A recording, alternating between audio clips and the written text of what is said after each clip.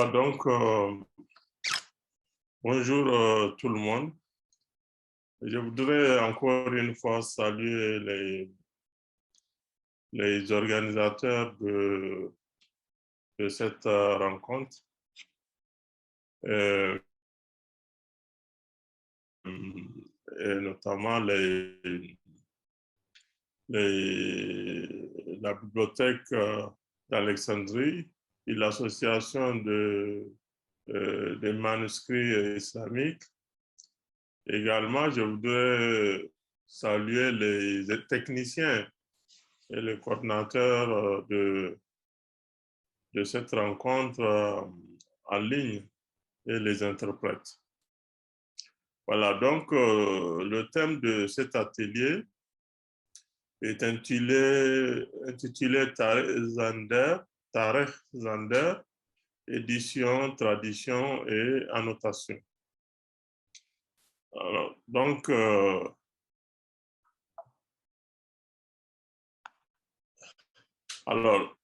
donc, cet atelier est basé sur un plan. Et donc, dans un premier temps, je vais faire une présentation de l'auteur du manuscrit, et également une présentation du manuscrit, et faire une étude curricologique du manuscrit qui consiste à faire la description du manuscrit. Et dans en deuxième partie, je propose de parler de l'édition critique du manuscrit, avec bien sûr la définition et les analyses linguistiques, les termes linguistiques qu'on trouve dans le manuscrit, et également faire une étude historique du manuscrit.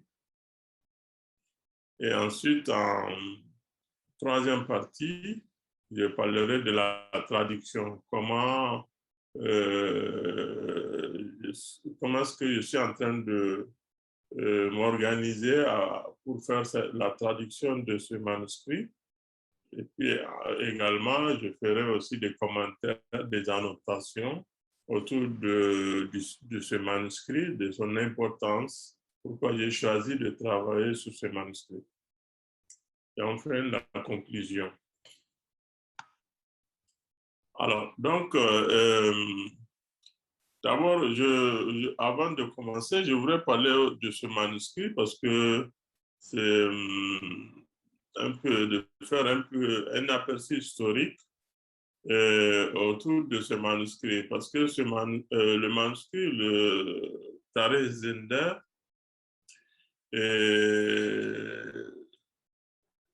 et d'autres manuscrits sur lesquels j'ai eu à travailler ont été trouvés à partir d'une prospection, un projet de prospection, d'acquisition et valorisation des manuscrits arabes et adjami du Niger que j'ai mis en place ici au sein du département des manuscrits arabes et adjami en 2008. Donc, alors, qu'est-ce que c'est que le projet? Le but de ce projet, le projet s'inscrit dans le cadre de la politique nationale du Niger en matière de protection et valorisation du patrimoine culturel. Son objectif est de s'inquérir des conditions de conservation des manuscrits anciens du Niger et de sensibiliser les détenteurs des manuscrits et de leur importance, c'est-à-dire l'importance des manuscrits. Alors, dans le cadre de ce projet, nous avons eu à sillonner tout le pays, par région, aller à la rencontre des manuscrits et surtout à la rencontre des propriétaires des manuscrits des bibliothèques privées.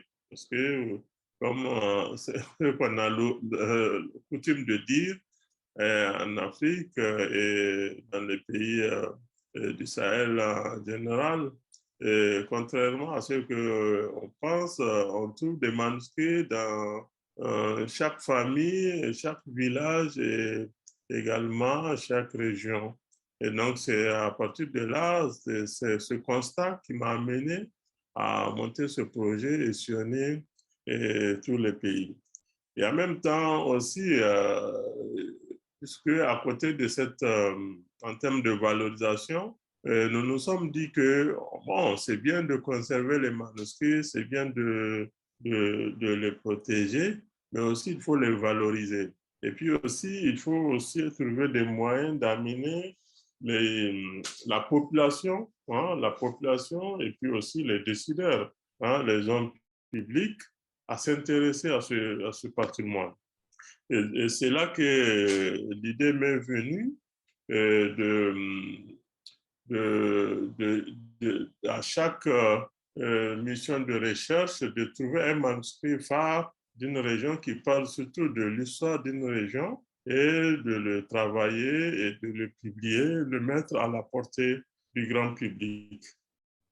Alors, dans ce cadre-là que je fais une première publication de manuscrits à travers une recherche dans la région de Tillabéri, c'est-à-dire la région du fleuve. Là, j'étais tombé sur un manuscrit intitulé Tare Sinder, que j'ai eu à travailler.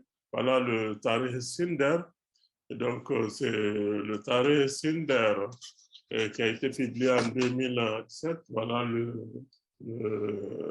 l'exemplaire. C'est une histoire sociale. Alors, histoire sociale des populations, l'expérience liée à l'édition et à la tradition de ce texte, de ce manuscrit, et l'intérêt de la population vis-à-vis de ce manuscrit et de la publication m'a amené de continuer à travailler dans ce sens, c'est-à-dire que de choisir les manuscrits qui parlent de l'histoire sociale, de la vie des populations des gens, et les travailler, les publier, et faire en sorte que la population, les gens s'approprient de leur histoire. Et donc, c'est l'expérience liée à la publication et puis tout ce qu'il y a eu comme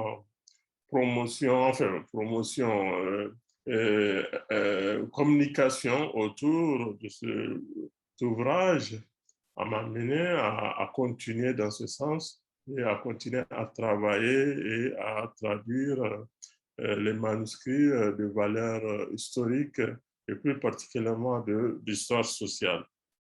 Et comme vous avez eu à constater, très souvent aussi, entre Tare Sinder et Tare Zander, il y a une seule différence dans la prononciation, c'est le S. Hein, Tare Sinder, c'est écrit, Sinder c'est avec S. Donc, Tare Sinder avec S, tandis que Tare Zander, c'est avec Z.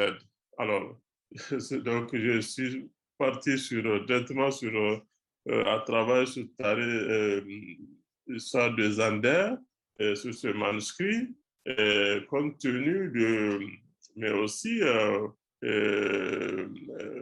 l'appel de la population, parce que très souvent aussi les gens faisaient souvent confusion entre Sinder et Zander. Quand, bien sûr, ceux qui connaissent Zander viennent me demander le livre de Tarek Zander. J'ai dit non, c'est pas Zander, c'est Sinder. C'est Sinder qui a été publié. Et donc, très souvent, il y a eu cette confusion. Du coup, j'ai dit, bon, il serait bien d'écrire aussi enfin d'écrire, de traduire, de trouver un manuscrit et qui parle de l'histoire de Zander. Et c'est là que je suis tombé sur ce manuscrit qui est intitulé Tarek Zander, que je suis en train de travailler, d'étudier depuis bientôt 3 ans. Alors, l'auteur du manuscrit Tarek Zander s'appelle Buhari Tanoude. Et donc, celui-là, c'est un grand lettré, un grand érudit que j'ai eu à rencontrer plusieurs fois et qui est habitant d'Agadez, au nord du Niger. Et donc, c'est un lettré agadésien qui est auteur de plusieurs manuscrits sur l'histoire du Niger. Donc, l'histoire du Niger, il a travaillé aux côtés de Boubou Hamma. Et Boubou Hamma, qui est de ce côté-là, qui est aussi un très savant, enfin, c'est un savant, un érudit nigérien, poète, philosophe, historien et homme de lettres, hein, donc, qui est né en 1906. Alors, donc, ces deux hommes se sont influencés tout au long de leur parcours et Boubou Hamma a joué un rôle très important dans la rédaction des manuscrits historiques, écrits par le savant Buhari Tanoude, qui est encore vivant et qui se trouve à Agadez. Donc voilà en ce qui concerne l'auteur, et ce manuscrit, Tar et Zander, a été écrit en 1968, donc à la demande de Boubou Hamma.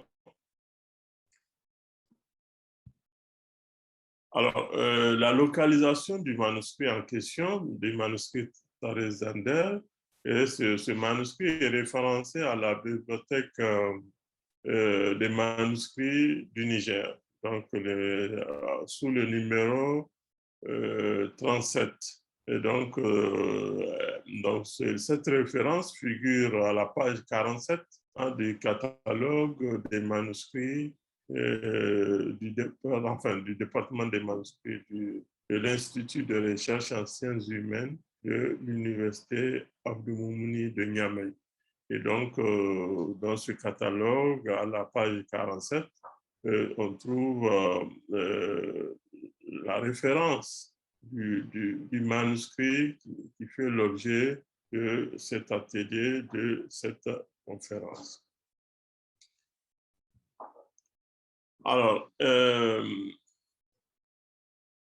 lorsqu'on passe à la présentation du manuscrit, donc cette présentation à travers l'étude codicologique du manuscrit, et donc là, c'est très important parce que depuis un certain temps, avant de traduire un manuscrit, hein, on sait très bien qu'il y a différentes étapes à parcourir, à passer, et ces étapes-là sont indispensables pour une meilleure compréhension du manuscrit.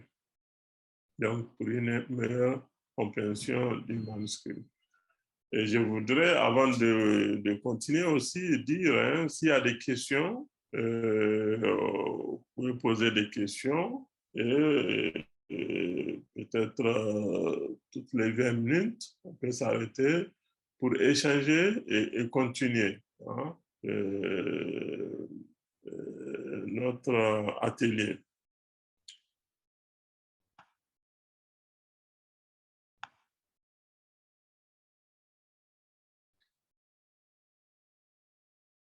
OK. OK, donc la codicologie, c'est pour définir hein, cette science qui nous permet de décrire le manuscrit. Donc la codicologie des manuscrits est une science qui permet, à partir des éléments d'analyse, de faire la présentation matérielle de l'écriture et du papier, en mettant en valeur le manuscrit. Il s'agit là, bien sûr, de présenter le manuscrit tout en le mettant en valeur. Parce qu'il faut aussi dire que le manuscrit, l'aspect extérieur du manuscrit est aussi important que l'aspect intérieur, pas seulement le contenu. Alors, depuis bien avant, les travaux sur le manuscrit se dirigent directement sur le contenu. Donc, certains aspects liés à la présentation matérielle et à l'esthétique du manuscrit échappe à l'analyse des chercheurs. Mais depuis quelques années, cette étude de codicologie qui permet de faire un travail approfondi, de faire une analyse approfondie du manuscrit, de l'aspect extérieur, de l'aspect physique du manuscrit. Et donc, c'est un aspect très, très important qui permet de mieux connaître le manuscrit avant de rentrer dans l'analyse du contenu. Pardon. Alors, donc, il s'agit du manuscrit numéro 37. Numéro 37 du volume 1 du catalogue des manuscrits conservés au département des manuscrits arabes de l'Institut de recherche en sciences humaines de l'Université Abdou-Moumouni de Niamey. Alors, ce manuscrit commence, l'incipit commence par Basmala, donc Bismillahirrahmanirrahim, et puis ensuite vient une élogie qui couvre le premier folio. Donc, le premier folio est dédié aux formules pieuses et le salut sur le prophète. Et c'est seulement à partir du deuxième folio que nous arrivons aux informations concernant l'auteur du manuscrit même. Et l'auteur qui est rien d'autre que Tanoudeh al-Buhari, al-Tombouksi al-Agadezi. Et le titre du manuscrit le manuscrit est intitulé Dia al-Niger min Tarikh Zander. Dia al-Niger min Tarikh Zander. Et donc, pour plus en termes d'esthétique, nous avons choisi de l'intituler tout simplement Histoire de Zander. Alors, ce manuscrit comprend 27 folios séparés par des réclames. Comme vous le savez, les réclames, c'est les derniers mots qui sont répétés à la page suivante. Il faut aussi dire que nous allons voir le manuscrit et ce manuscrit était aussi paginé. Par la suite, ce manuscrit a été paginé et en même temps qu'il comporte des réclames qui permettent de retrouver les différentes folios, les différentes pages. Alors, 27 folios et le nombre de pages, 47 pages. Alors, la date du manuscrit, c'est en 1968. En 1968, et le manuscrit, nous avons bien sûr dans la présentation du manuscrit le début du texte et puis aussi la fin du texte.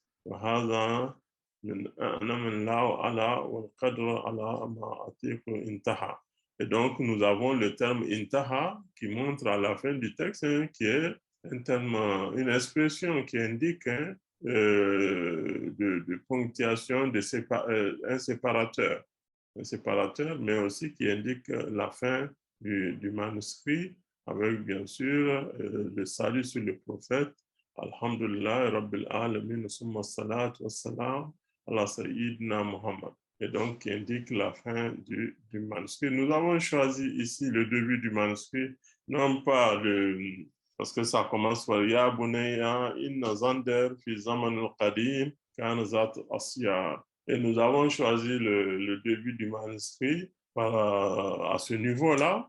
Vous avez très bien vu qu'il y avait les 3 points, ce qui montre qu'il y a le texte avant. Et le texte qui était avant, bien sûr, c'était le texte l'élogie, hein, le salut sur le prophète et les formules pieuses, hein, tout ce qu'on rencontre, le chant préparatoire, comme on dit, le chant préparatoire du manuscrit qui permet, en tout cas, après le basmala, toutes les formules qui viennent pieuses, le salut sur le prophète et les élogies qui sont rapportés dans l'incipit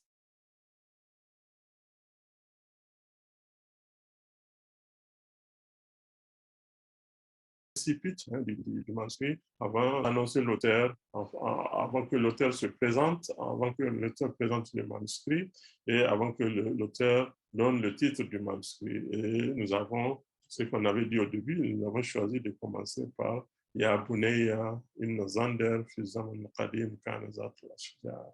Et donc là, c'est comme début du texte, et puis comme la fin du texte, Alhamdulillah, Rabbil Alamin, summa salatu wassalam ala sayyidina Muhammad.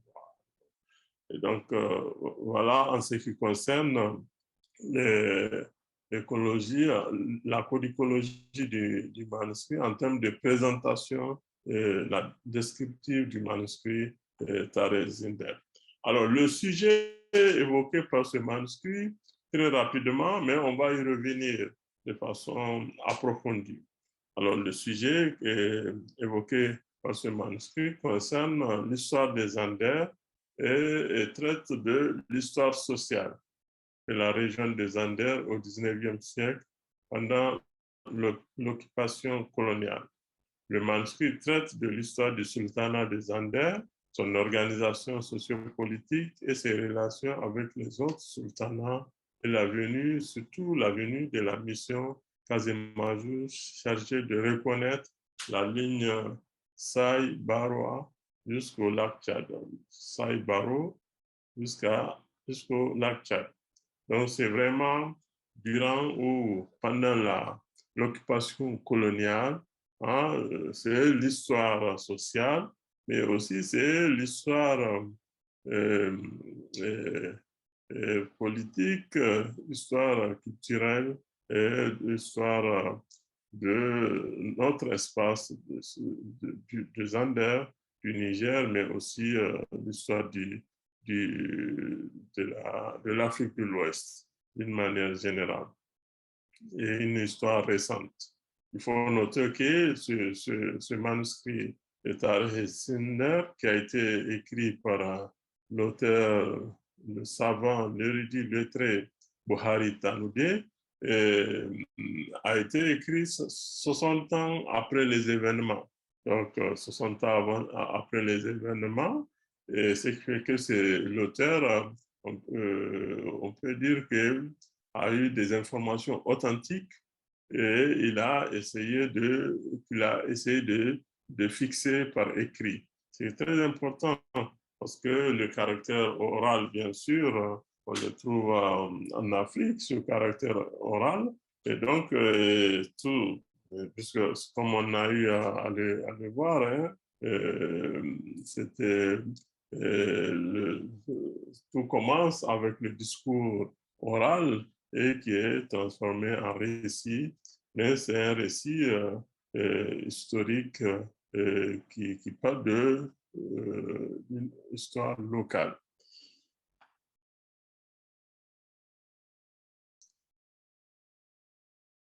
Alors, avant d'entamer la partie consacrée à l'édition critique du manuscrit, s'il y a des questions, si je ne sais pas ce que les organisateurs ont prévu, si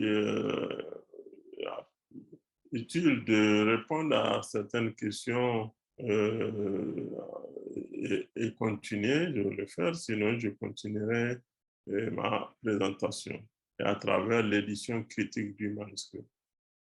Alors, cette partie hein, du travail hein, consacrée à l'édition critique est une partie très, très importante. parce que jusqu'à une période récente, bon, je ne parle pas des autres traditions manuscrites, je ne parle pas des autres les travaux effectués sur les manuscrits orientaux ou bien occidentaux, mais en ce qui concerne les manuscrits africains, les, les travaux qu'on a eus sur les manuscrits. OK, OK, OK. Qu'on a, les travaux qu'on a eus sur les manuscrits africains étaient des travaux qui étaient menés de façon directe sur le contenu. Donc, on passe directement à la traduction du manuscrit. Bien sûr, c'est vrai que très souvent, les chercheurs sont pressés d'aller au contenu du manuscrit sans passer par des étapes méthodologiques qui consistent à bien analyser, à bien décrire le manuscrit. Et bien sûr, toutes ces étapes sont liées. On ne peut pas aller traduire un manuscrit sans faire la description du manuscrit, sans faire sans décrire, sans avoir faire l'historique du manuscrit. Et donc, il y a des étapes indispensables à faire. Donc, et l'édition critique également fait partie de ces étapes. Parce qu'il faut connaître le texte, il faut bien sûr réécrire le texte, il faut relire le texte, il faut relever les différentes les problèmes syntaxiques, les problèmes grammaticaux, etc., notamment de grammaire et autres. Et également, surtout en ce qui concerne les manuscrits africains et ouest-africains, où nous avons également aussi ce qu'on appelle l'écriture adjami, qui intervient dans la rédaction des manuscrits. Et donc, c'est très, très important de suivre certaines étapes dans l'édition du manuscrit. En principe, pour mener à bien une édition critique, il faut avoir plusieurs copies du manuscrit à éditer. Donc, il faut avoir plusieurs copies du manuscrit à éditer. Donc, en général, il faut avoir au moins deux copies, deux numéros, deux copies de manuscrits. Et là, c'est important de regrouper les collections. Et très souvent, surtout en ce qui concerne les manuscrits africains, nous avons souvent des collections un peu partout. Et le plus souvent, on peut trouver facilement, hein, on peut se procurer au moins deux manuscrits conservés, très souvent d'ailleurs, dans la même collection, dans les mêmes bibliothèques. Parfois, bien sûr, si on peut les avoir aussi dans des bibliothèques différentes. On peut les avoir également dans des bibliothèques différentes. Et alors, en ayant ces manuscrits, hein, le manuscrit, on a choisi, identifier ces manuscrits, soit on prend comme point de départ une seule copie, donc très souvent le travail d'édition se fait sur une seule copie et tout ce qui diffère dans l'autre en comparaison avec l'autre copie. C'est-à-dire que on doit choisir entre les deux copies, soit en fonction de la date, soit en fonction de lisibilité de l'écriture, soit en fonction aussi de l'état du manuscrit. Parce que si vous avez un manuscrit, deux manuscrits, dont un est complet, l'autre n'est pas complet, même si celui qui est complet est récent, on prend celui qui est complet. Et donc, il y a des paramètres pour choisir le manuscrit mère, c'est-à-dire le manuscrit A, si on veut le nommer, hein, manuscrit A, manuscrit B, et donc on choisit le manuscrit A et en termes en fonction soit de la date ou bien de le fait que ce manuscrit soit complet, ou du fait que le manuscrit est lisible, Parce que si le manuscrit pose des problèmes de lecture, ou bien si le manuscrit, si bien qu'il est ancien, il est incomplet, donc ça va être très, très difficile de travailler sur ce manuscrit-là. Et du coup, on choisit le manuscrit de base en termes de l'ancienneté, de lisibilité, etc., etc.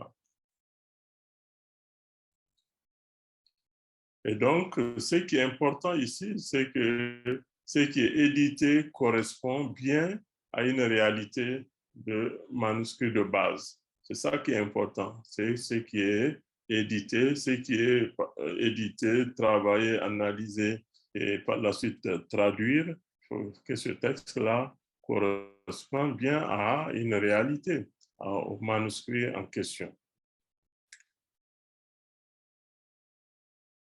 Alors, lorsqu'on prend toutes les copies à pied d'égalité et on sélectionne ce qui nous paraît correct en signalant en note les variantes de chaque copie, alors là, on a l'avantage, c'est qu'il y a la cohérence du texte avec possibilité ici aussi de reconstituer chaque version.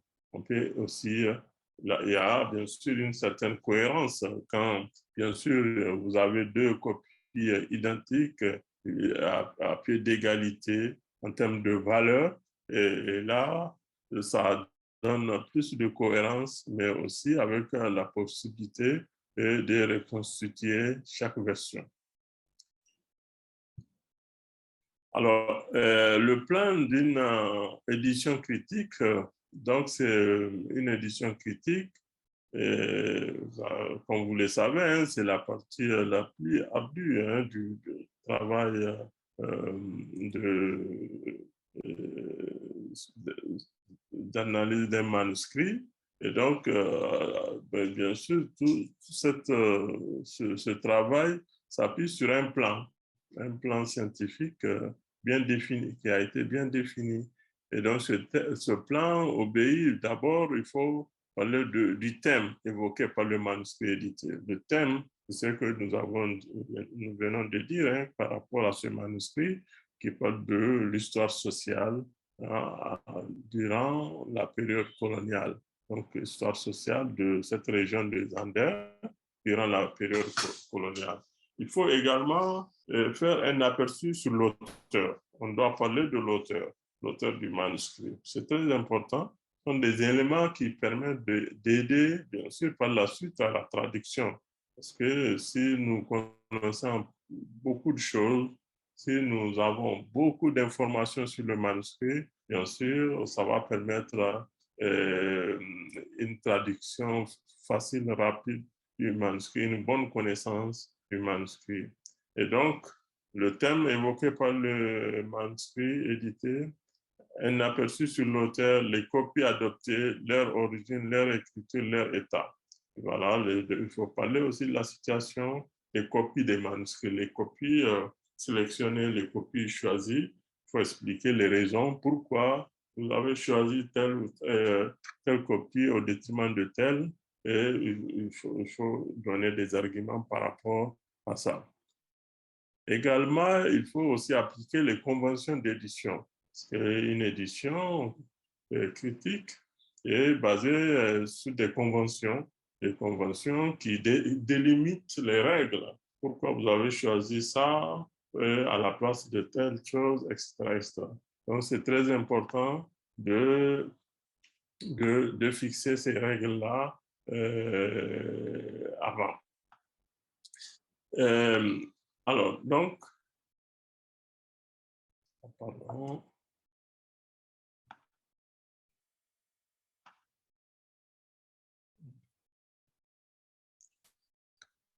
Alors, les conventions d'édition, également sur les quelques exemplaires papier édition doit comporter la première page. On doit bien sûr aussi avoir dans ce plan d'édition la première et la dernière page de chaque manuscrit.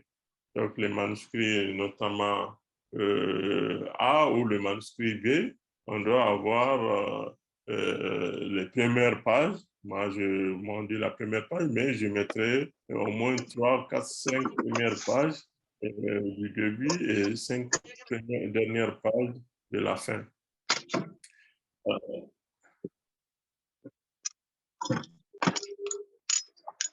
Oui, bien sûr, ces parties du manuscrit seront scannées et ajoutées au manuscrit. Après viendra bien sûr l'édition critique. Le texte ici, il s'agit du texte arabe, hein, et puis la bibliographie, l'index et les tables de matière sont des parties traditionnelles de toute publication. Alors, les conventions, il s'agit ici de mettre les citations. Par exemple, dans le manuscrit, si on rencontre des citations, il faut définir déjà de l'introduction ou la partie réservée aux avertissements que les citations, par exemple, les citations, notamment soit des auteurs, d'autres auteurs, ou bien les citations des textes sacrés, coraniques, les hadiths, etc., soit les mettant entre parenthèses ou en italique. Donc, très souvent, moi, je mets souvent ces citations-là en italique, hein, pour que ça soit visible dans le texte édité. Très important qu'un texte sacré, le Coran, les hadiths, donc on garde et cité, et nous le gardons tel quel en signalant, on peut aussi signaler en note la version reçue du texte. Et également pour des raisons de commodité, nous avons élaboré un système de notes très simple où nous limitons avec des symboles, hein, les récurrences, les usages de 2 ou 3 symboles. Par exemple, le premier symbole, hein, ça veut dire que quand on compare les deux manuscrits, nous avons à partir des appels pour les appels de notes, hein, les notes de bas de page, hein, en mettant le symbole, le premier symbole qui sélectionne une séquence pleine ou vide, hein, qui est concernée par l'appel de notes. Et puis ensuite, nous avons le deuxième symbole qui sélectionne une séquence pleine ou vide dans la séquence déjà sélectionnée. Donc déjà, dans une séquence déjà sélectionnée, et nous avons ce symbole-là que nous utilisons pour tout cela. Et également, le troisième symbole sélectionne une séquence pleine ou vide dans la séquence doublement sélectionnée. Et quand il s'agit d'une séquence doublement sélectionnée, par exemple, c'est un cas qui est souvent rare, hein, et qu'on trouve dans le système. Et donc, ces conventions-là doivent être signalées déjà pour que le lecteur soit mis au courant de comment l'auteur a procédé et de se retrouver dans la lecture du texte par la suite, afin de se retrouver dans la lecture du texte par la suite. Alors, ici, nous avons les deux manuscrits proprement dit en images, mais je vais peut-être revenir aussi sur le texte proprement dit, donc sur le manuscrit A, et ici, nous avons le manuscrit B. Et vous avez vu déjà que le manuscrit B, nous avons la première page et il nous manquait la deuxième page, nous avons la troisième page. Donc, c'est une des anomalies qui nous a poussé à ne pas utiliser ce manuscrit, si bien que c'est le manuscrit qui me paraît le plus ancien, parce que aussi, et aussi pour le support, plus intéressant parce que le support est vraiment bon, le papier c'est un papier correct, tandis que le manuscrit A, vous avez vu, qui est écrit sur un papier carolé, hein, récent, mais qui est plus complet. Voilà, donc, alors, comme je l'ai dit tantôt, ces deux manuscrits sont conservés à Niamey, à la bibliothèque des manuscrits, sous la référence 37. Donc, nous n'avons pas eu de difficultés parce que ces deux textes qui devraient être séparés ont été, bon, parce que aussi ça a été classé en fonction de l'auteur, c'est sûr, Buhari Tanoudé, l'auteur de ces deux manuscrits, si bien que ceux qui ne les ont pas, ce n'étaient pas des manuscrits orthographes hein, de Buhari. Donc, ce sont des manuscrits qui ont été repris. Mais nous n'avons pas le nom de ceux qui les ont recopiés. Et bon, lui, l'auteur, est en ce moment très âgé et pas la peine. Donc, nous n'avons pas pu nous approcher de lui pour savoir, pour avoir plus de commentaires, d'informations sur les copistes, ceux qui ont repris ces manuscrits-là. Mais ce qui est important, c'est que, bon, bien sûr, en termes de classement, au niveau de la bibliothèque, les deux copies se retrouvent dans le même numéro. Et il faut aussi dire que ce manuscrit a fait l'objet d'une étude par un grand historien hein, nigérien, André Salifou. Hein, il a fait une première étude sur ce manuscrit. Mais comme je l'ai dit, hein, les premiers travaux sur les manuscrits, c'était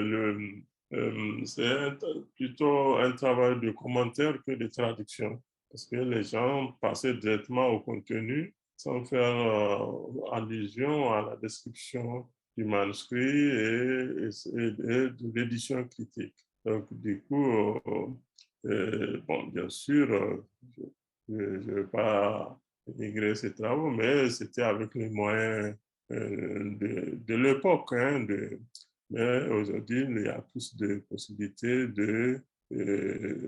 d'acquérir d'autres méthodes de travail et que c'est très important pour les manuscrits africains. On doit dans la valorisation à travers les publications, on doit suivre les méthodes scientifiques qui se font partout ailleurs. Donc, on ne doit pas dire que, bon, puisque c'est les manuscrits, on va passer à les étudier et analyser sans appliquer les méthodes, parce que il faut une méthodologie bien appliquée, adaptée à cela. Et aujourd'hui, à travers la codicologie, la paléographie, etc., on peut mettre en valeur ces manuscrits-là, ces manuscrits africains, au même titre que les autres manuscrits. Alors, le manuscrit A est complet, tandis que le manuscrit B est incomplet. Nous avons donc choisi de travailler sur le manuscrit A qui est complet. Alors, la différence entre les deux manuscrits se trouve surtout au niveau de l'absence de quelques folios et le papier, et la différence du papier aussi dont je viens de parler. Parce que le papier du manuscrit A est vraiment récent, avec les petits carreaux. Alors, les copistes n'ont pas porté leur nom sur les copies. Et il n'y avait pas le nom des copistes, mais on a le nom de l'auteur du manuscrit.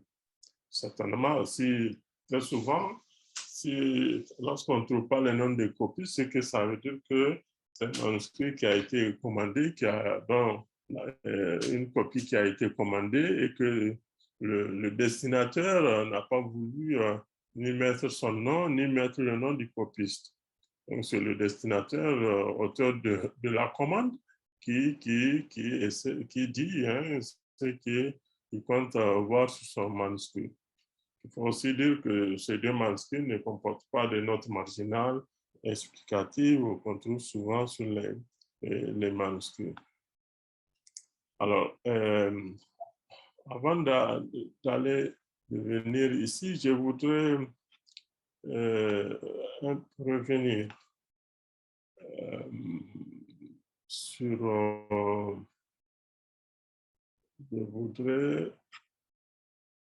Donc, comment faire?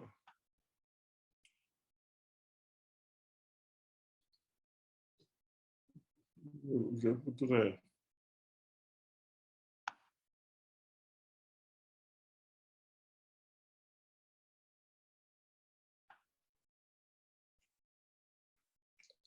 Voilà, donc, je voudrais revenir au texte pour vous montrer quand même, ça c'est le texte.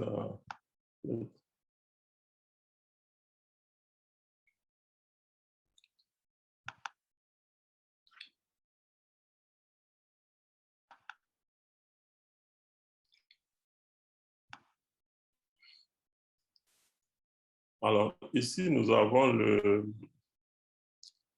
texte, le manuscrit incomplet. Hein. Ça, c'est le manuscrit incomplet. Vous avez vu,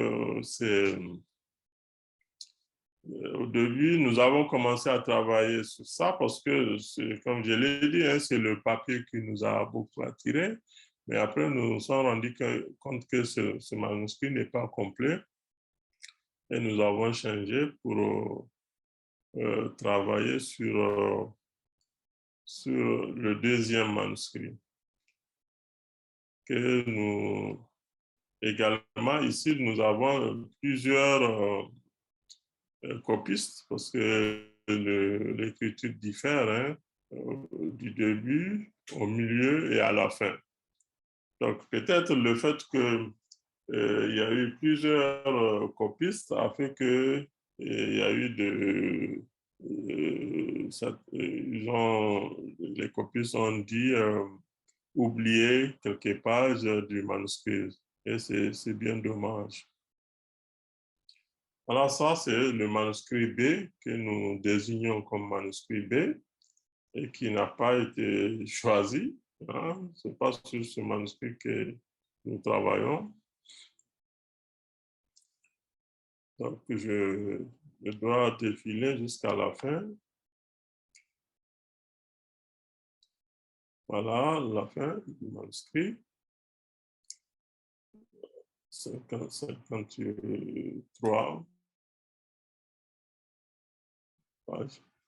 Alors, maintenant, on va regarder le manuscrit, l'autre manuscrit que nous avons choisi.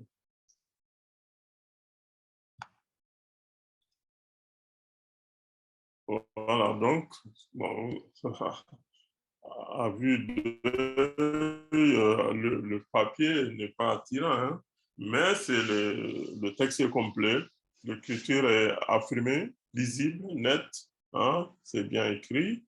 Et donc, voilà les arguments pourquoi nous avons choisi ce texte. Et il y a des réclames. Nous avons les réclames ici. Voilà, donc,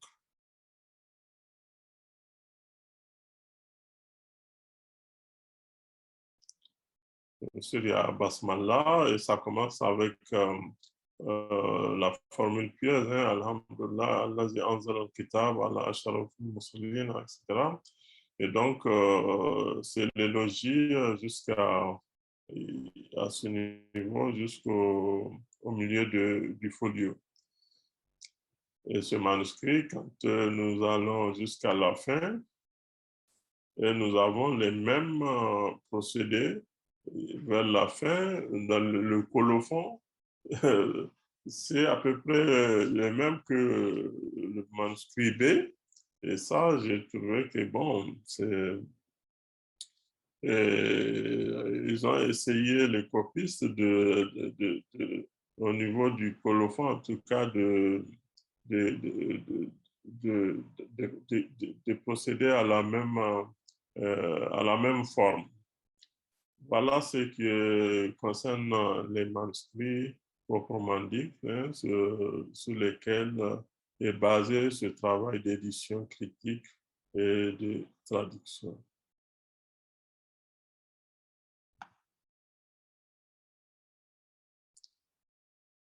Alors, donc, je, je reviens sur, je reviens sur le PowerPoint, voilà, ma présentation. Alors, donc,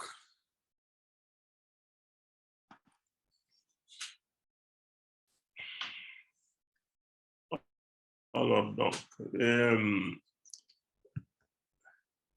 voilà, donc, quand on rentre dans le manuscrit, hein, bon, la première chose, c'est ce qui pose beaucoup de difficultés hein, dans l'étude des manuscrits ouest-africains, les questions linguistiques, parce que intervient dans le manuscrit des mots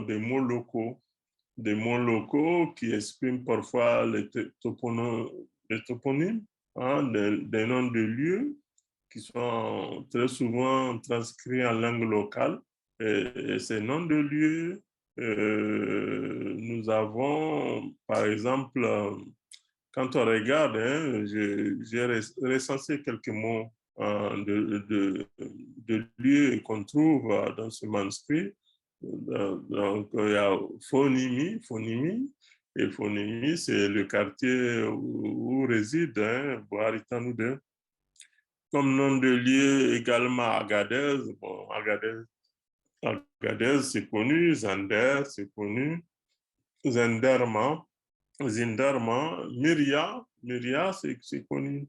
Mais c'est des mots qui sont des mots locaux. Et donc, pour des chercheurs ou ceux qui travaillent sur les manuscrits, ça, non avertis auront des difficultés à progresser dans l'analyse, dans le travail de traduction. Une fois que ces mots, même pour ceux qui connaissent la région ou la langue, etc., ou les langues, parfois ça pose des problèmes parce que la transcription en arabe de ces mots locaux pose beaucoup de problèmes et parfois ça joue sur la compréhension du texte et l'analyse du texte. Alors, Zanju c'est Zongo, hein, Zongo.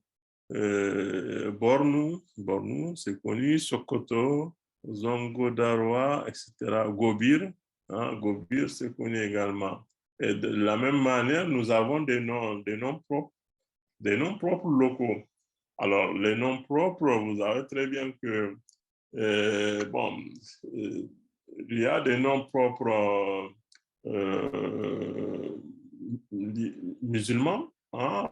Quand on écrit Omar, quand on écrit Issa, quand on écrit Suleiman, ça ne pose pas de problème. C'est un texte arabe.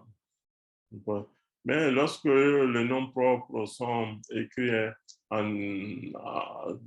qui sont basés en langue locale, dans les langues locales, les noms propres locaux qui ne sont pas des dérivés de l'islam, de noms musulmans, et ces noms, l'écriture de ces noms propres-là, parfois des expressions qui désignent des noms propres posent des difficultés. Hein?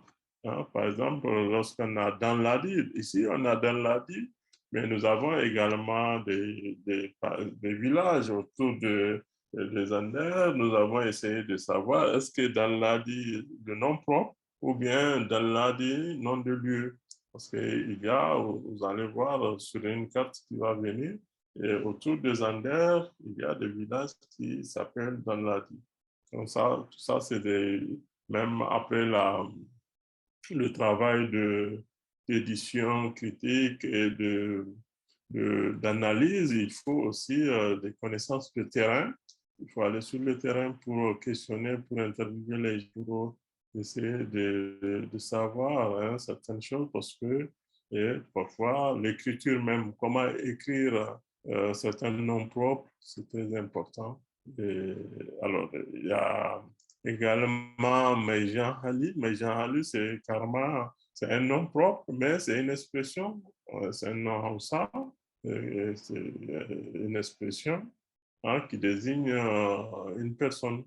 Donc, Abagutu, hein, tous ces noms-là, et des noms qu'on trouve hein, dans le manuscrit. Et là, ce n'est que quelques des premières pages hein, que nous avons essayé de relever pour cette présentation. Il y a également important aussi dans la traduction, dans l'étude, dans l'édition critique des manuscrits aussi de faire référence à la transcription, notamment, bon, très souvent la transcription concerne surtout les manuscrits adjami, les manuscrits qui sont dans les langues locales, parce que c'est important de réécrire, c'est la réécriture de la graphie initiale d'un texte avec une autre graphie. C'est ce qui a été fait dans l'autre sens, hein, des mots locaux africains qui ont été réécrits avec la graphie arabe. Et donc, de faire la transcription de ces mots pour que, bien sûr, la prononciation soit, pour que ces mots ou ces textes soient bien prononcés.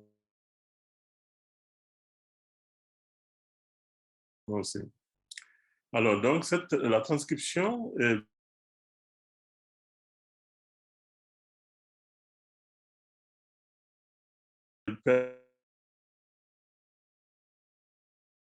permet de lire un texte avec une nouvelle graphie en utilisant la lampe ici par rapport au texte, les noms locaux ou les écrivants. En même temps, nous faisons des notes de bas de page hein, où nous faisons la transcription de ces noms à partir des caractères latins pour que ces noms soient bien prononcés, pour qu'il n'y ait pas de confusion ou d'amalgame et donc donner plus de précision, plus d'informations sur ces mots, pour que le texte soit bien, pour qu'il y ait une cohérence hein, par rapport au texte. Alors, ici, nous arrivons à la partie analyse historique bon, que nous allons essayer de commenter à partir des images, parce que l'intérêt de ce type de manuscrit sur lequel je travaille depuis quelques années, c'est que, bon, ce manuscrit qui parle de l'histoire sociale, euh, euh, euh, sont d'abord l'histoire récente, l'histoire récente de la, euh, qui concerne l'occupation coloniale, mais aussi histoire euh, euh, comment dire, pas diverses, mais multiples, qui concernent plusieurs sociétés, d'abord les sociétés africaines, mais aussi les sociétés arabes, les sociétés européennes, etc. Donc, parce qu'il y a des croisements de cultures et aussi des croisements d'histoire par rapport à ça. Et donc ici, nous avons dans cette analyse historique, nous disons que ce texte de Buhari Tamide, c'est un texte hein, qui donne la voix aux érudits locaux pour raconter cette page de l'histoire coloniale. Parce que jusqu'ici, comme vous le savez, l'histoire est racontée par les vainqueurs, mais on ne connaît pas l'histoire des vaincus. Et donc, en quelque sorte, c'est ça. et essaie de dire, voilà ce qui s'est passé lors de cette mission, la mission intitulée du Haut-Soudan ou mission Casemajou. Donc, et voilà, ici, nous avons bien sûr cette photo ce qu'on appelle le Birni, hein, le palais, la cité royale, hein, le sultanat des Zander, n'est-ce pas? Et puis aussi les hommes influents hein, de cette cour royale, hein, notamment un certain Malam Yaro, qui était très connu et qui a joué un rôle d'intermédiaire entre les Français et le sultan. Donc, alors, ici, nous avons, toujours dans cette analyse historique, voulu présenter cette carte parce que nous voyons sur cette carte, bien sûr, Zander ici. Et, alors, à Zander, nous avons ce village, hein, dans l'Adi, qu'on a vu. Donc, dans l'Adi, ça peut être nom propre hein, de personnes comme nom de lieu. Voilà, donc, tous ces villages autour de, de Zander. Alors ici, un plan de Zander, et ce plan de Zander qui montre, c'est un plan qui restitue hein, euh, l'arrivée, hein, le moment colonial hein, de l'arrivée des Français, la présence hein, de cette mission du Haut-Soudan dirigée par le capitaine Kazemajou à Zander. Donc ici, bien sûr, nous avons ici le Berni, hein, Zander, la cité de Zander. Après, nous avons le fort ici. Et ici, nous avons le village de Zango.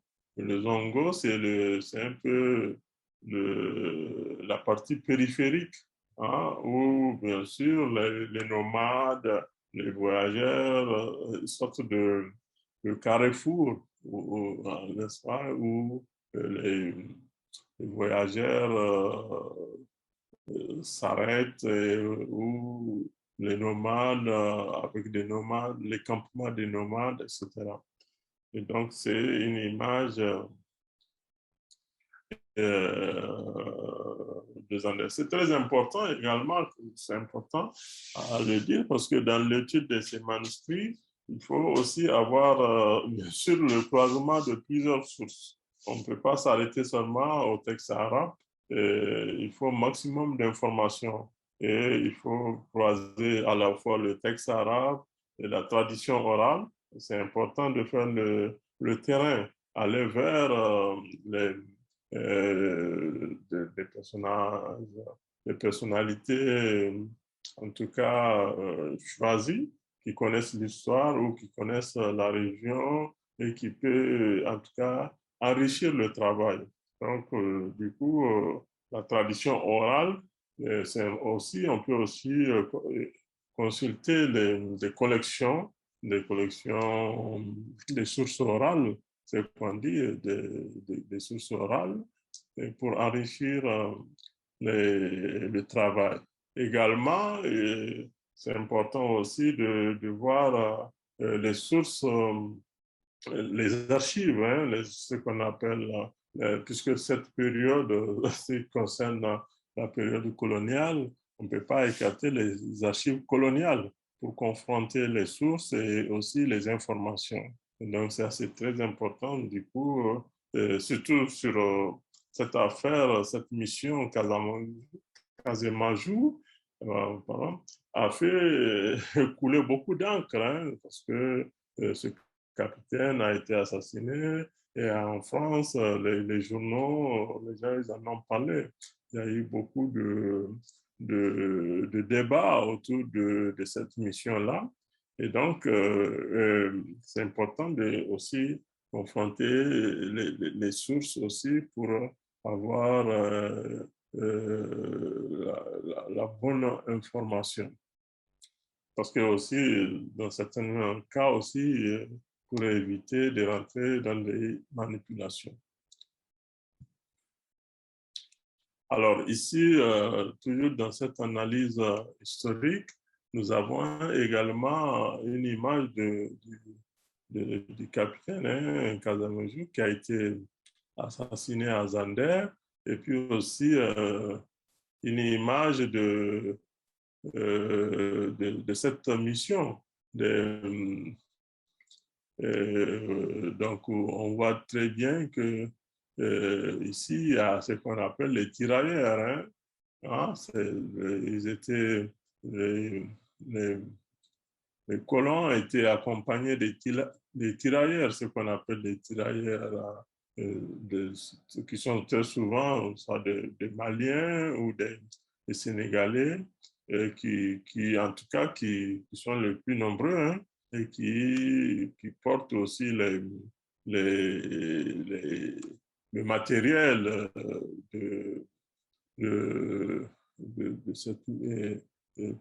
pour cette mission.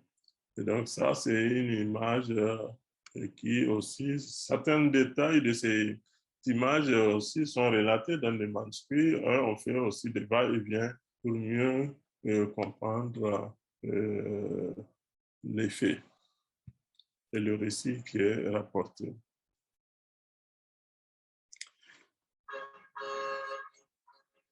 Alors ici, toujours Casamajou, une façade du fort Casamajou à Zander, et puis aussi les notables de Zander. Les notables de Zander.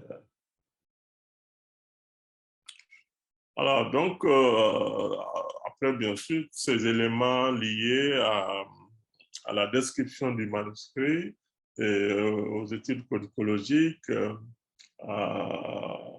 également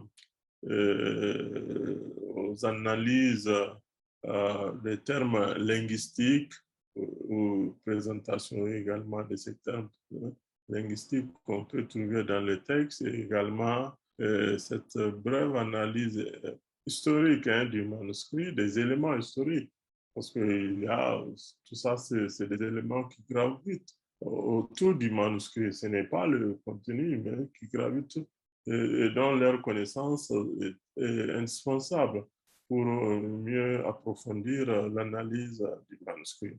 Alors, bon, bien sûr, c'est seulement après toutes ces étapes-là, et également l'édition critique, il faut bien sûr que le texte arabe, bien sûr, avant la traduction, je vais devoir vous montrer également ce qu'on a fait de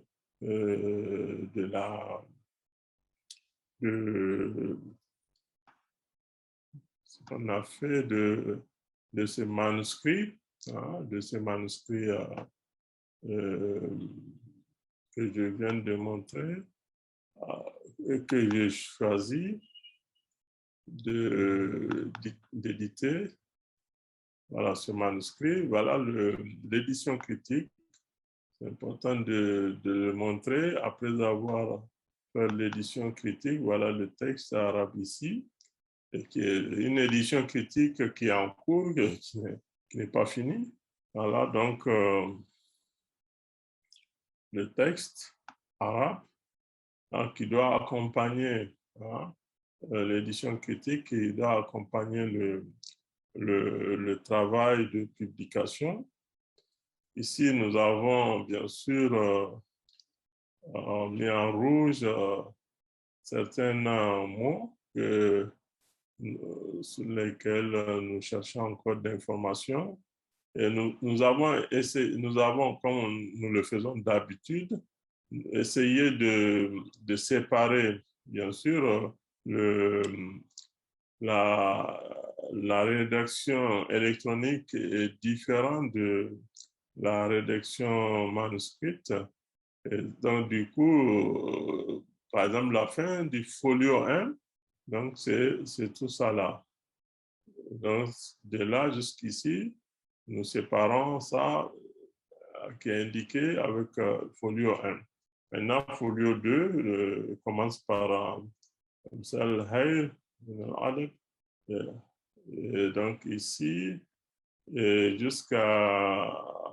Et c'est comme ça, on a séparé les différentes folios. Folio 1, alors là c'est la folio 3. Donc, on doit avoir folio 2, folio 4, et c'est ainsi de suite, folio 5. Et nous avons séparé dans le texte les folios. Ça permet encore de faire les va-et-vient entre le manuscrit, enfin, l'original, le texte original et le texte édité. Et donc, et aussi d'ajouter en note de bas de page les informations recueillies au fur et à mesure.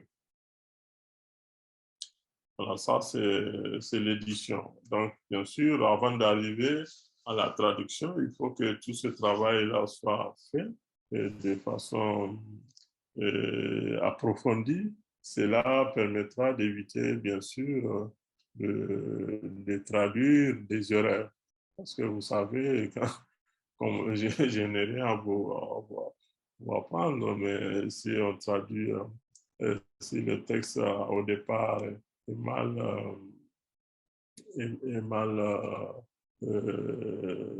présenté, et la traduction sera aussi mal présentée, ça sera une mauvaise traduction. Donc c'est ça, c'est pour ça qu'on passe plus de temps à la vérification et à l'analyse et à l'édition critique du texte, du manuscrit.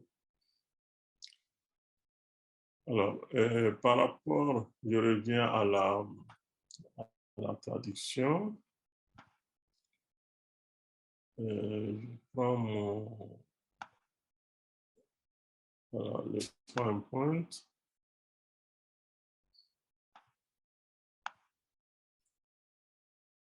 Non, c'est pas ça. C'est pas ça.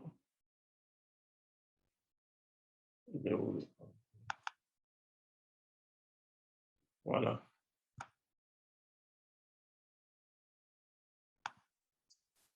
Alors, donc, voilà, la traduction bien, obéit à des règles. Hein, pour, comme je l'ai dit, il faut déjà avoir fait toutes ces étapes-là, ces phases de description, d'analyse, d'étude, de critique, d'analyse, d'édition critique, d'analyse, avant de songer à la traduction. Et donc, bon, la traduction elle peut s'effectuer d'unité par unité des éléments constituant le texte d'une langue de départ vers une langue d'arrivée. Donc, c'est vraiment à partir d'une langue pour arriver à une autre. La traduction, bien entendu, au départ, ne respectera pas l'agencement syntaxique normatif de la langue d'arrivée. Elle est par la suite réaménagée en rendant le texte fidèle au texte manuscrit. Donc, tout le travail doit être fait pour rendre le texte fidèle. Donc, comme on dit, une traduction, c'est une transformation. Donc, une traduction est également une proposition. C'est jamais à 100% le texte du départ. Donc, on propose une traduction. Alors, donc, je ne sais pas si le temps nous permet de lire un petit passage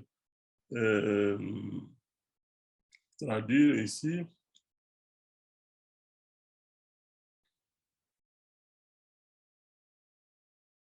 Alors, dans ce passage que j'ai sélectionné sur le récit de la venue de la mission Casémajou à Zander, on raconte que le roi s'est lancé dans la préparation d'une conquête à Kano.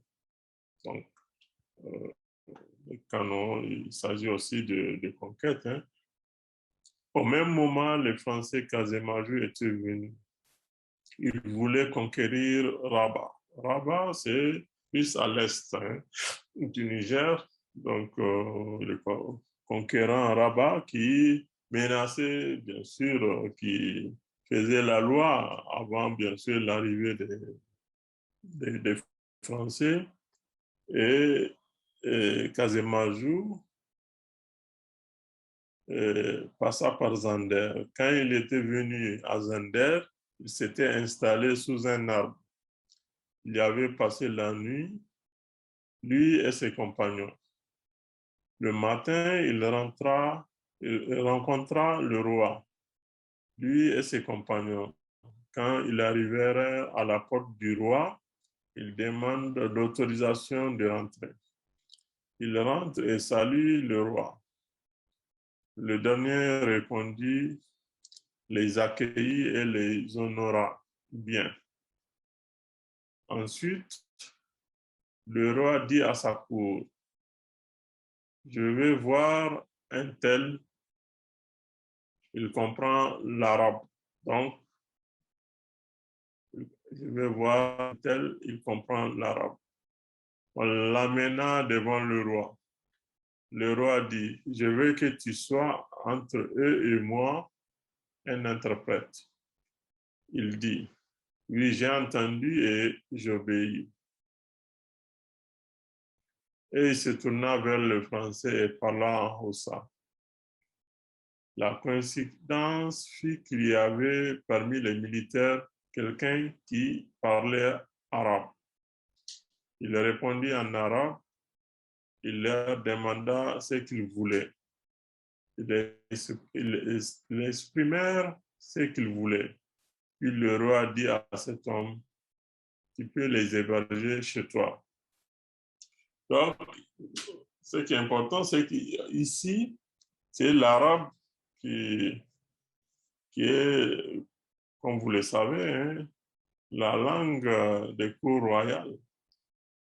Et également, les Français, ils ont la connaissance, ils sont au courant de ça. Et ils se sont préparés parce que dans la mission, ils ont aussi des comment on les appelle, des interprètes, des gens qui parlaient l'arabe et qui interprètent, qui rendent les, les informations. Et c'est là, ici, ces interprètes qui sont euh, des, devenus, enfin, qui sont les intermédiaires entre le roi et les Français. Donc, dans la cour royale, bien sûr, le roi demande, fait appel à quelqu'un qui parle arabe et de la même manière, parmi les membres de la mission, les Français,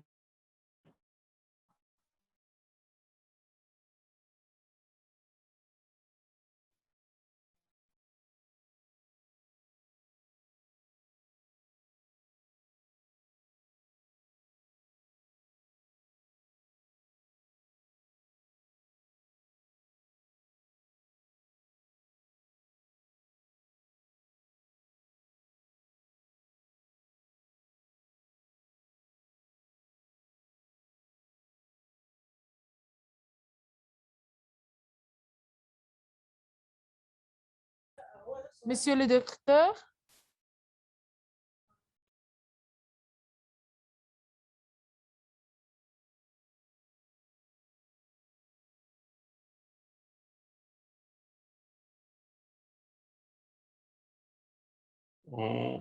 avec eux, il y a des gens qui parlent l'arabe, se font en arabe.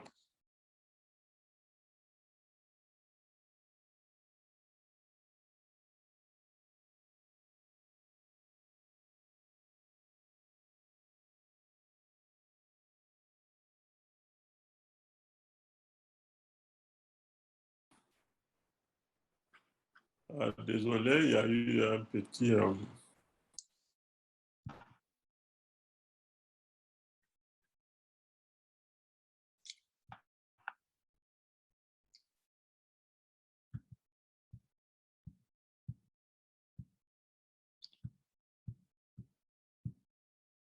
Alors donc, je continue hein, avec cette interruption brutale. Alors, voilà, l'installation des communautés Touareg à Zander, l'intronisation du roi Suleiman et le règne de ce dernier, histoire de Mejan Ali, les relations entre marabouts et sorciers, donc marabouts et les féticheurs locaux, souvent des petites histoires entre marabouts, enfin savants, lettrés, musulmans et les féticheurs. Voilà. Ils se font des souvent se mettre à l'épreuve, hein, la mise à l'épreuve de ces leaders religieux, la mise à l'épreuve du roi Suleiman, Ramadan et querelles de famille au sein du palais royal. Donc, le Ramadan, le jour du Ramadan est souvent source de querelles aussi au sein des familles et au niveau du palais royal. Souvent, les gens discutent et ils viennent au niveau du roi, palais royal. Le roi est lié, la maladie et la mort du sultan Suleiman, l'intronisation du nouveau roi Amadou et le partage du pouvoir avec les marabouts. Le roi Amadou mena des conquêtes, notamment la bataille de Kano, l'arrivée de la mission du capitaine Kazemaru, dont on vient de parler, les représailles, une nouvelle mission à Zander, en direction de Zander, Malan, Gaptio, Lydie, cher roi, les armées des prophètes ont été vaincues avant toi, parce que Dieu les Très-Haut nous dit, ainsi faisons-nous alterner les jours bons et mauvais parmi les gens. Le roi Amadou et le retour des fuyards, etc., etc. Alors, il s'agit de l'histoire des missions de reconnaissance des anciennes colonies hein, du Niger, le Soudan notamment, au 19e siècle. Et donc, cette mission de reconnaissance fut celle qui fut confiée au capitaine Louis Montin d'abord. Il avait en charge la concrétisation des thèmes de la déclaration franco-anglaise du 5 août 1890 qui définit les zones d'influence française et anglaise, de part et d'autre de la ligne joignant Saï sur le fleuve Niger à Barwa sur la rive du lac Tchad. Donc, de Saï à lac. Donc, c'est vraiment une mission de reconnaissance. Et donc, alors, ce texte, ce manuscrit est un document historique écrit par un lettré local dans lequel on note une alternance de discours direct et indirect et qui traite de la vie sociale, politique et culturelle de Zander, des conquêtes, comme j'ai eu à dire. Hein. Et donc, c'est un texte qui a une utilité sociale, mais aussi une utilité scientifique. Et je voudrais, il y a un élément que j'ai oublié de vous montrer, donc la proposition de traduction qui est toujours en cours sur le manuscrit, la traduction en français que nous avons commencé. Alors, c'est pas ça, français.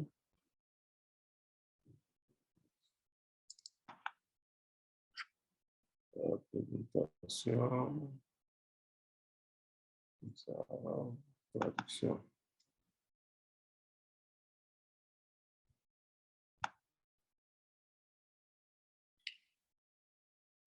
Donc, c'est le document, c'est vraiment la traduction en cours du texte arabe que je viens de présenter.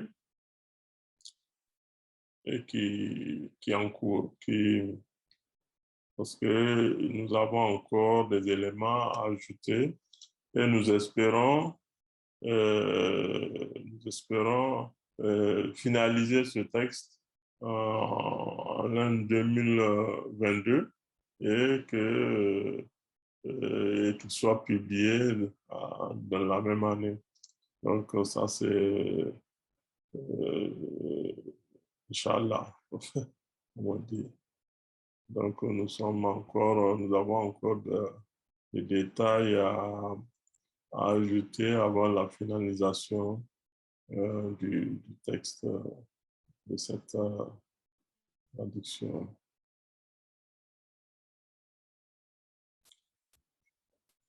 Alors, donc, je disais que c'est en guise de conclusion que c'est vraiment, ce type de texte est très important parce que d'abord, bon, il a une utilité sociale. Avec l'expérience de travail sur le Tare Sinder, Tare Sinder qui n'est pas Tare Zander, j'ai compris que c'est très important bon, c'est vrai que le travail, édition, traduction, ça demande beaucoup de travail, mais que cela soit aussi fait sur en rapport avec l'intérêt social pour vraiment faire adhérer la population, parce que les gens veulent aussi s'approprier de leur histoire et de leur passé. Donc, dans cet élan-là, c'est important d'aller vers l'étude des manuscrits qui parlent de récits de vie, des manuscrits qui traitent des récits de vie, et parce que le texte l'histoire des Cinder, avant même la publication, a montré son utilité sociale parce que je me rappelle lorsque le roi est décédé, et pour faire les élections, les ayants droit, les autorités, ils sont venus me voir pour me demander le texte pour pouvoir désigner, faire la liste des ayants droit pour éviter à ce que les gens qui n'ont pas, sont pas de façon légitime, hein, qui n'ont pas droit à cette succession, puissent se donner ce droit-là. Parce qu'aujourd'hui, les gens utilisent la politique et puis aussi l'argent pour devenir, pour acquérir des places de notoriété qui, en termes d'héritage, ne correspondent pas à leur passé. Et donc, du coup, ce manuscrit a servi de base pour cadrer la liste, pour réaliser, pour faire la liste des ayants droit, ceux qui sont aptes à conquérir, à conquérir le pouvoir, à se présenter devant la population pour succéder au défunt roi. Voilà. Et donc, il y avait une utilité immédiate et sociale immédiate. Également scientifique, parce qu'il y a une utilité scientifique, parce que ça, là aussi, ça permet aussi d'avoir des voix locales, hein, des voix locales de l'histoire dans le processus de construction historique ou d'écriture historique. C'est important qu'on fait appel également aux, aux informations locales, aux auteurs locaux, la version locale hein, de l'histoire pour ne pas se fier simplement à la version du plus fort, hein, du vainqueur. Donc, c'est important de savoir aussi de l'autre côté, c'est que la population aussi pense de cette histoire mouvementée et de ce qu'il y a eu, parce que ça n'a pas été, contrairement à ce que on fait croire, que c'était une histoire sans résistance, c'était une histoire, une colonisation sans résistance facile. Donc, à travers ces écrits, on se rend compte que les choses n'ont pas été aussi faciles qu'on le pense. Donc, sur ce, je m'arrête. S'il y a des questions, je répondrai à vos questions. Je vous remercie.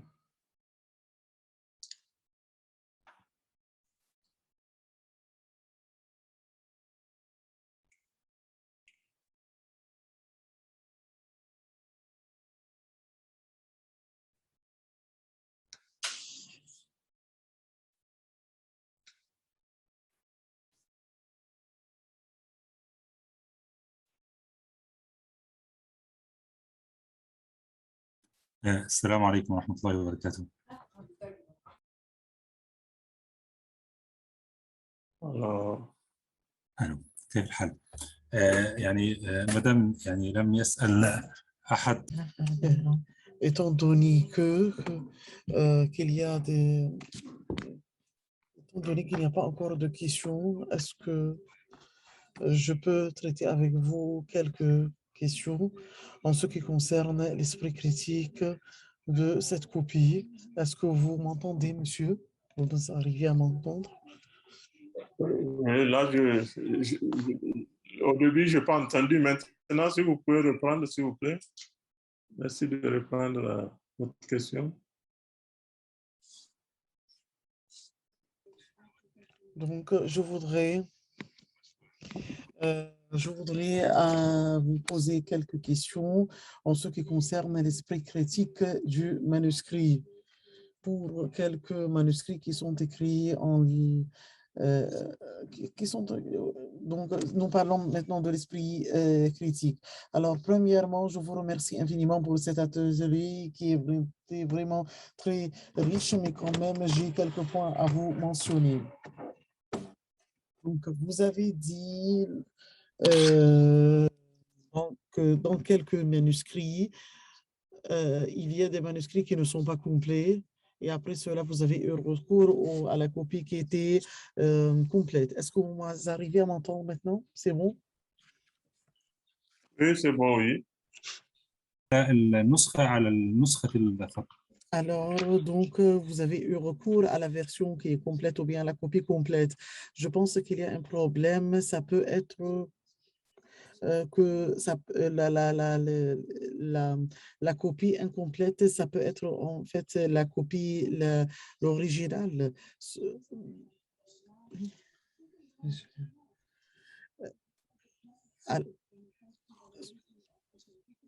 Alors, donc, ça peut être que la copie qui n'est pas complète, ça peut être la copie, en fait, la plus pertinente.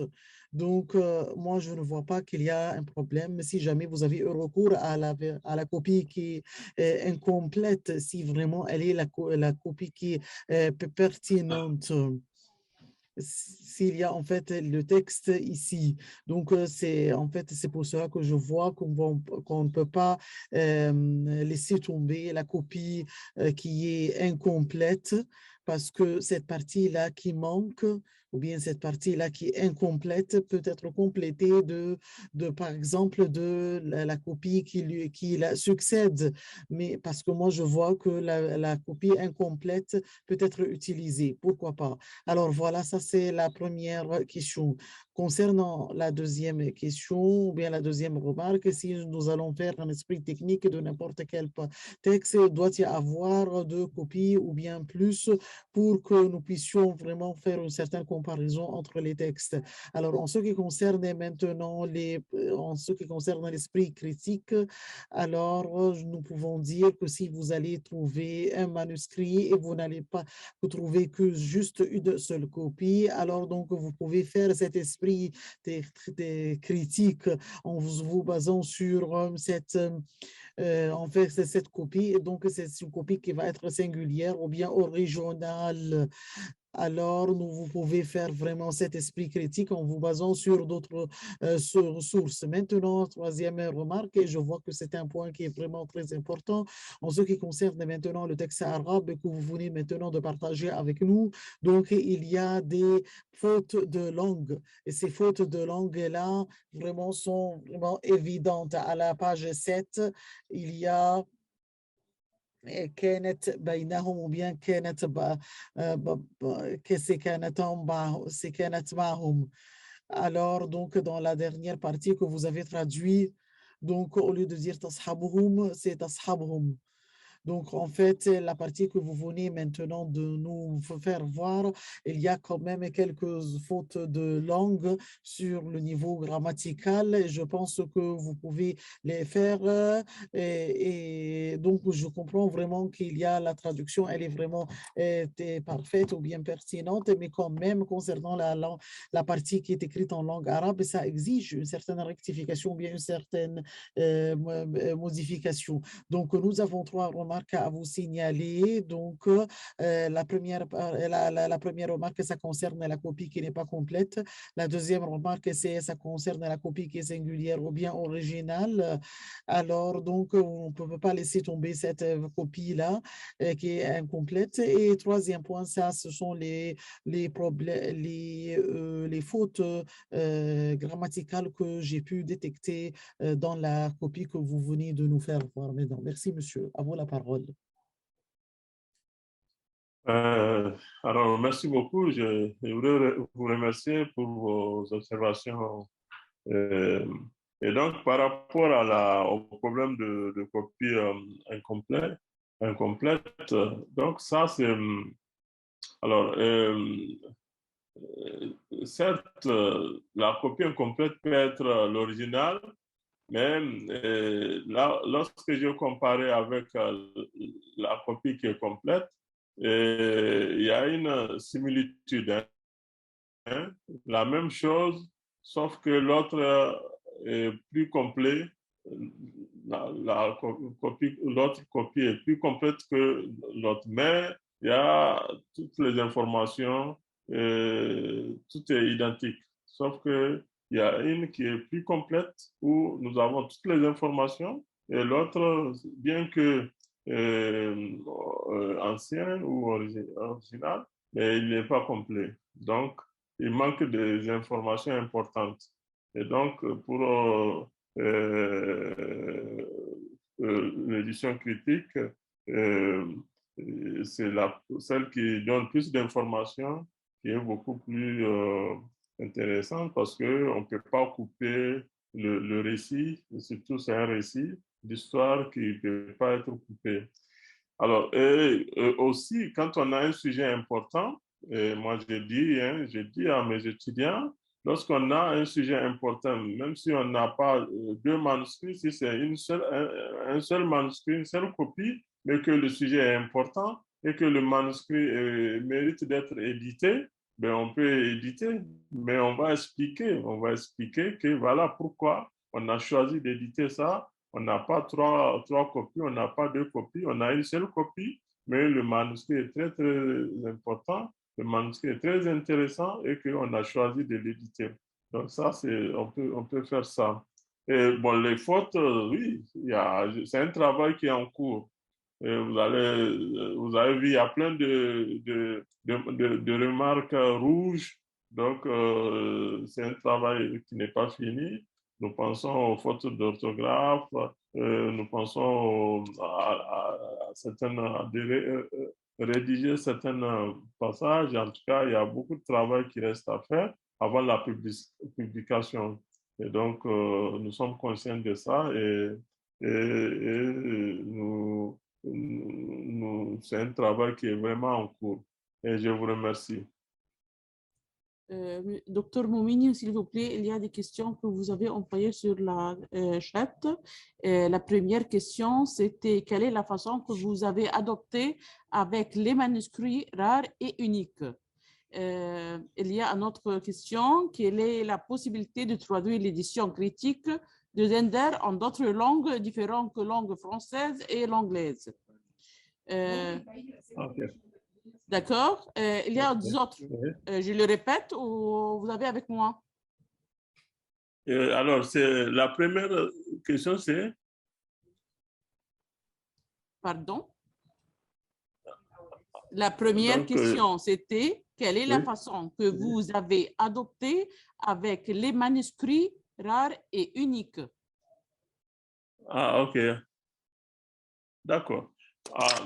Bon, ma façon d'adopter pour l'analyse étude critique ou donc la méthode d'étude ou d'analyse des manuscrits, c'est une seule méthode pour tous les manuscrits. Moi, j'ai dit pour tous les manuscrits, que ça soit rare, unique ou voilà. Donc, la rareté ou l'unicité du manuscrit ne fait que augmente à sa valeur. Il n'y a qu'à sa valeur. Mais il peut y avoir des manuscrits rares ou uniques, mais dont le contenu n'est pas rare. Voilà. Et donc, c'est la rareté et l'unicité, par rapport à la méthodologie de travail, c'est la même méthode. Que ce soit un manuscrit récent ou rare, c'est la même méthode. Il faut passer par la description du manuscrit, une étude codicologique et également après une étude codicologique du manuscrit, c'est-à-dire la présentation du manuscrit. Il faut faire aussi une édition critique, une étude critique du manuscrit avant de passer à la traduction. Mais c'est jamais la traduction avant, parce que si vous traduisez avant, vous allez traduire avec des erreurs et vous n'aurez pas toutes les informations qui concernent le manuscrit. Donc, c'est souhaitable de passer par la description, une étude codicologique du manuscrit, ensuite l'édition critique et ensuite la traduction. Alors, par rapport à la deuxième question, alors la traduction dans d'autres langues, anglais ou français, alors en tout cas les deux publications que j'ai eu à faire étaient en français. Et très souvent, on ne peut pas faire dans une édition, dans un travail de publication, mettre deux langues. Mais on peut, à la fin une fois que le livre est publié, on peut choisir de le traduire en anglais, en chinois, au japonais, etc. Donc, moi, c'est le français, c'est la langue de travail, de publication que je maîtrise, mais je ne refuse pas de traduire ces publications en anglais ou dans une autre langue de travail. Mais bien entendu, ici, dans le cadre des publications d'édition des manuscrits, vu que l'arabe, c'est la langue de base des manuscrits, c'est sûr que dans l'édition critique, nous aurons le texte arabe et puis la traduction en français ou en anglais. Donc, il arrivera que je publierai aussi, je ferai la traduction en anglais. Mais ça peut arriver aussi.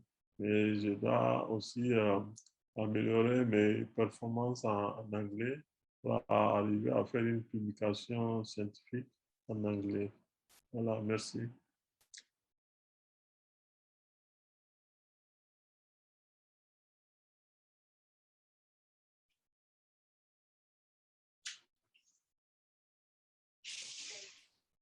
Oui, quelle est votre méthodologie de manuscrit chez vous en considéré comme une édition critique? Ah, quelle est la méthodologie chez moi? Moi, la méthodologie que j'utilise, c'est la même méthodologie que partout ailleurs. C'est-à-dire la méthodologie qui est utilisée par Bin Bin, qui est au Maroc, hein, avec grand spécialiste de la polykologie, mais aussi c'est la méthodologie utilisée en Europe, aux États-Unis, c'est la même méthodologie. Donc, il n'y a pas, la méthodologie n'est pas personnalisée, c'est scientifique. Et alors, pour moi, quel est votre collège que vous utilisez sur l'édition critique dans vos autres œuvres vous-même, sur les différents manuscrits? Ah, alors voilà, si, alors, le seul problème au niveau des manuscrits Adjami, par exemple, les manuscrits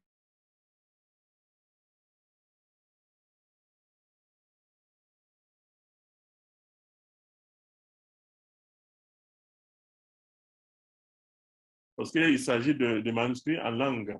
Et là, bien sûr, bon, on va toujours partir sur la base de la description du manuscrit. On va parler mais dans l'édition critique, il y aura beaucoup de travail en termes d'analyse linguistique. Et puis aussi la description. Il faut faire une description du texte qui est produit en langue locale. Il faut faire la description pour que les gens arrivent quand même à lire ce texte-là. Parce que le texte qui est en langue locale, et donc se trouve entre deux langues, par exemple, puisque le caractère est en arabe et le contenu et la langue est une autre langue. Donc, c'est en Hausa, par exemple, ou Fulfulde, par exemple. Et donc, l'édition critique, là, ça demande plus de travail, de transcription et de connaissances linguistiques. Voilà. Donc, mais il faut toujours aussi passer, comme pour les autres manuscrits, les autres textes, et par étapes. La description, l'édition critique, la transcription, et l'analyse linguistique, et puis également avant d'arriver à la traduction. Merci.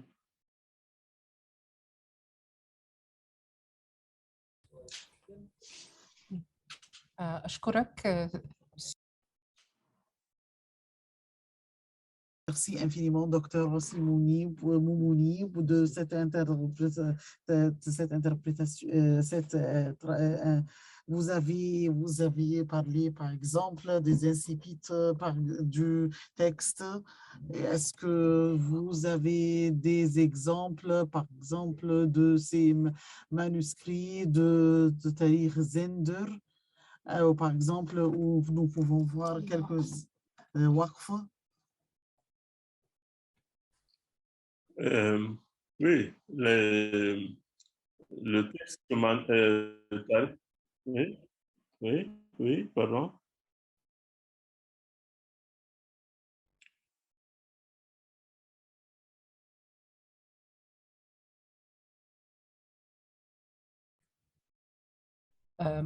هل تريد Non. Est-ce que vous voulez que je reprenne la question une autre fois? Oui, oui, oui. S'il vous plaît.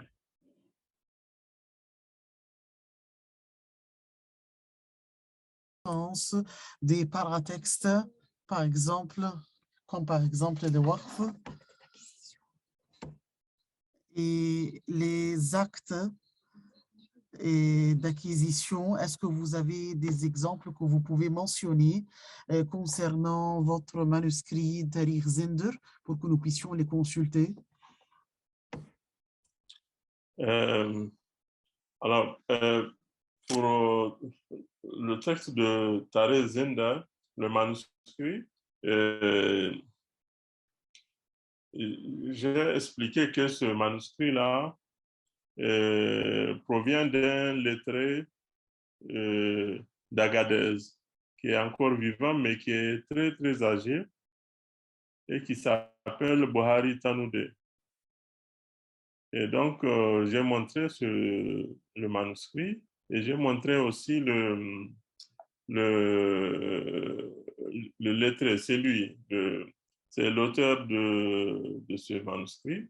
Et lorsqu'il a fait ce texte, ce manuscrit sur l'histoire des Anders, il a rédigé à la demande de Boubou Hama.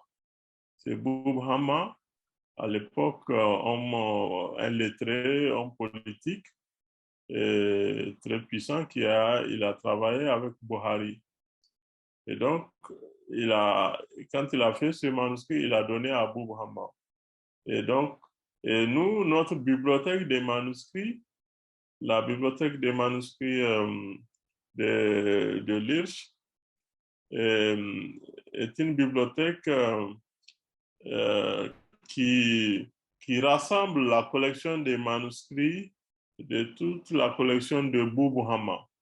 Boubou Hama, c'est un savant, un lettré qui a aimé les manuscrits et qui a collecté les manuscrits. Et donc, nous avons eu sa collection de manuscrits qui est à la base de notre département, de notre bibliothèque. Il avait à peu près 2000 manuscrits. Et après, nous avons fait des acquisitions des manuscrits. J'espère que j'ai répondu à votre question. Voilà comment nous avons eu ce manuscrit-là dans notre centre. Mais moi, depuis quelques années, j'ai aussi initié un projet de recherche un peu partout au Niger pour chercher des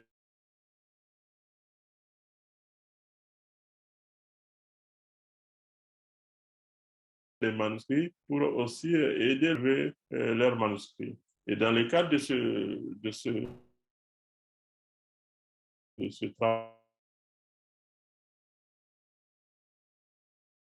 travail de recherche, il nous arrive à avoir des manuscrits, et l'histoire de Cinder.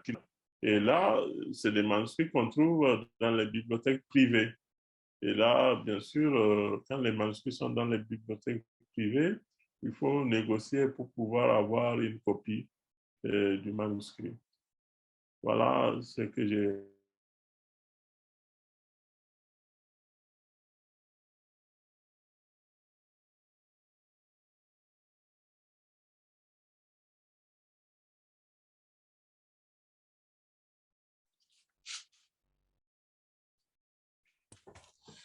S'il vous plaît, monsieur, je vais demander, vous avez comparé entre deux manuscrits.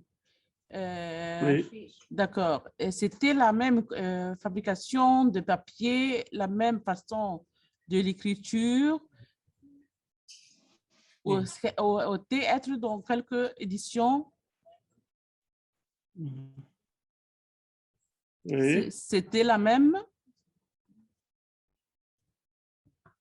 Alors, depuis de l'analysation des papiers, l'encre, les dimensions, la façon de l'écriture, quand vous avez analysé pour faire la conservation et la préservation de ce manuscrit. Oui.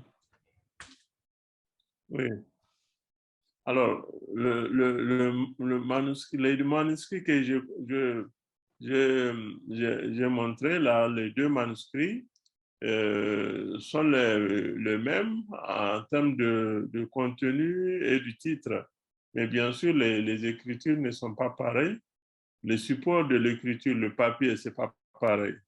Donc, les copistes, ce n'est pas les mêmes.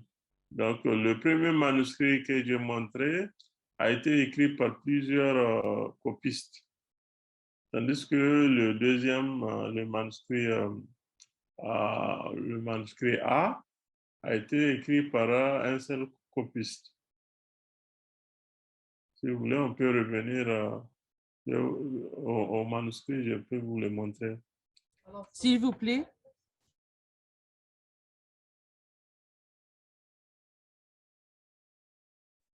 Merci.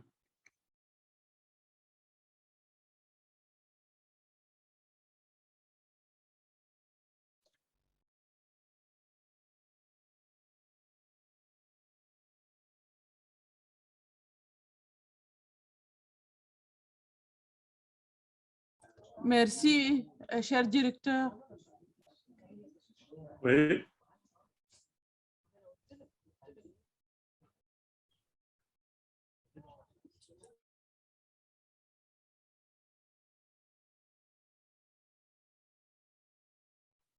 Est-ce qu'il y a d'autres questions?